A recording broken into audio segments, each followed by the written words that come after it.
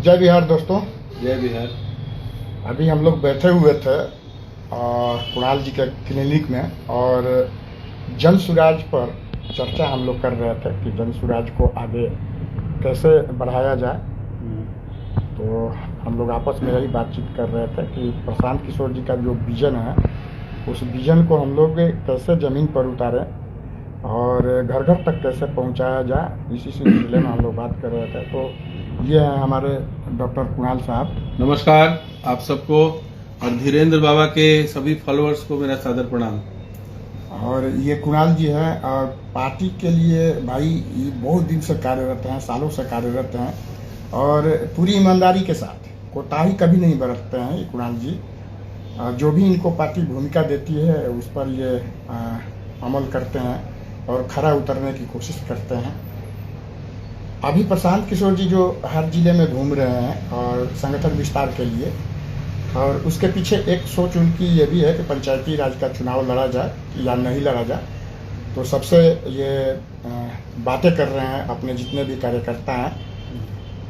अगर आप लोग भी अपना सुझाव देना चाहे तो कमेंट बॉक्स में जरूर सुझाव दीजिएगा कि पंचायती राज का चुनाव। प्रशांत जी का मानना है कि जब तक पार्टी जमीनी स्तर पे नहीं पहुंचेगी, जब तक हम लोग ग्रास रूट पर नहीं पहुंचेंगे, गांव-गांव तक अपनी बातों को नहीं पहुंचाएंगे, तब तक हमें वो सफलता नहीं मिल पाएगी जिसमें हम लोग बिहार के विकास की बात करते हैं। बिहार से पलायन जो प्रशांत जी हमेशा कहा करते हैं वो गांव में सबसे ज्यादा देखने को मिलता है।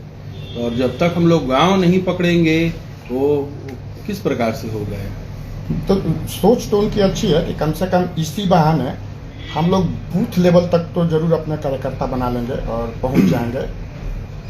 बूथ लेवल के कार्यकर्ताओं की सिर्फ बात नहीं है। कार्यकर्ता देखिए आज जन सुराज घर घर में चर्चा का विषय बना हुआ है। लोगों को कहना है कि भविष्य में जन सुराज पार्टी जो है बहुत बढ़िया काम करने जा रही है बिहार के लोगों के लिए, उसका विश्वास का विषय बना हुआ है।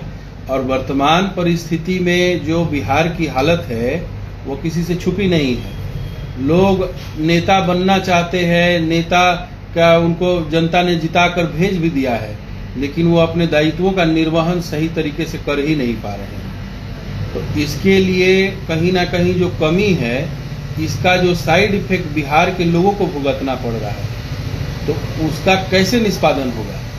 जब तक आप किसी भी पार्टी से जुड़े हो, आपका मुख्य मकसद होना चाहिए जनता की सेवा करना।